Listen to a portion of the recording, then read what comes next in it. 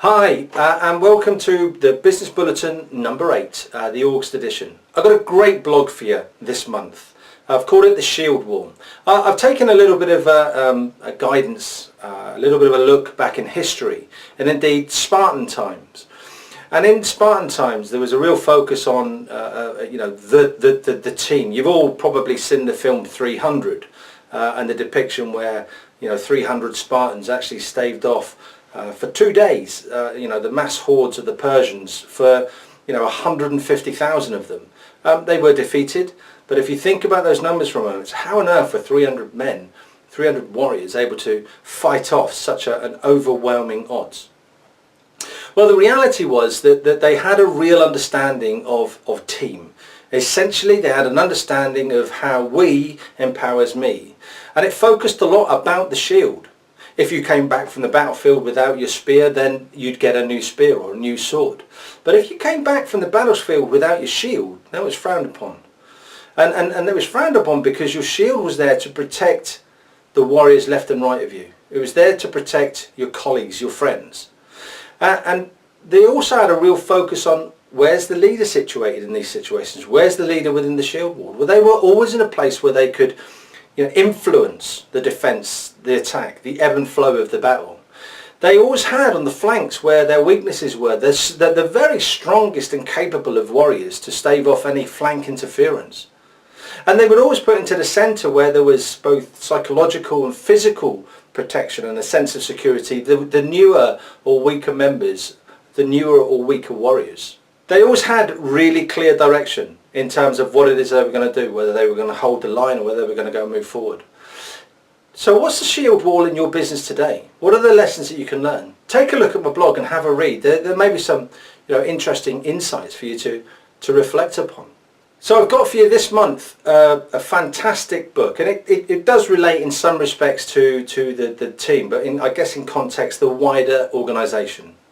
And it's a book that's been based on extensive research.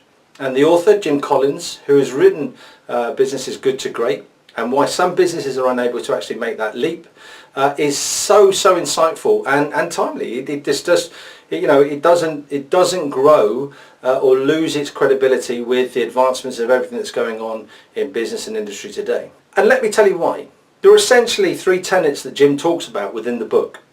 He talks about disciplined people, and there is a focus on what he terms as level 5 leadership. So essentially, the very top quality leadership that you can expect. He focuses on a context of who first, then what. Getting the right people on the bus, and that's an analogy used by many, but initially originated from Jim. Getting people into the right seats, getting people on the journey, having the right director, the right driver, having the right fuel and motivation in the bus. He then focuses on discipline throughout. And discipline throughout, for me this book is ideal because as a retired army officer, discipline was something that I'm highly used to, and indeed something I like to think that I'm still very capable of today. So part of discipline is having a significant trust within the organisation. He talks of the hedgehog effect. What is the one thing that your business is going to be capable of doing that is a world leader, that nobody else can do better than you. And having the discipline to actually go out there and produce that. And the final piece, the final tenet he talks about is disciplined action.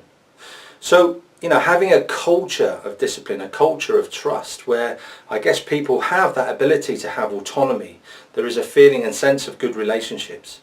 And actually being able to go out there and have the competencies to do and deliver what it is that they're supposed to do and deliver. Bearing in mind, disciplined people, you're going to get the right people on the bus in their first instance.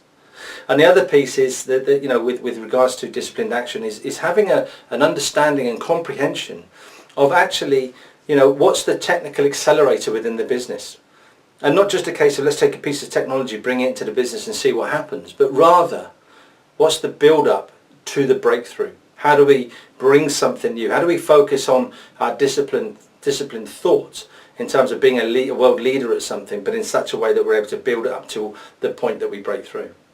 I recommend Good to Great. I've read it a couple of times. It's a timeless piece. It's fantastic, and you will take some real useful and salient points from it. I guess the last piece that I like to offer you in my monthly blog is what's going on. What's going on in terms of the events that I'm running? Well, I've got 3 business boosters coming up. We're running a business booster workshop at Buckfast Abbey on the 10th of August. Again, 24th of August I'm running one here in my workshop in Newton Abbot. And then on the 7th of September we're running one in Sandy Park. If you haven't been along to one as yet, or if you know and have been to one and know a business colleague who may find some benefits from it, come along. We're going to take you through the business scorecard. I'm going to give you some insight to streetwise marketing in the digital era. And I'm also going to take you through a little bit more detail in terms of employee engagement and how you can really turn your organisation from a me organisation to a we organisation. I'd like to finish off with a little bit of an insight to something I'm hugely excited about. And on the 17th of October in Sandy Park, our CEO Brad Sugars is going to be in town. And we are on a tour, finishing it, how to make your business work without you, and having a real focus on how to develop plans.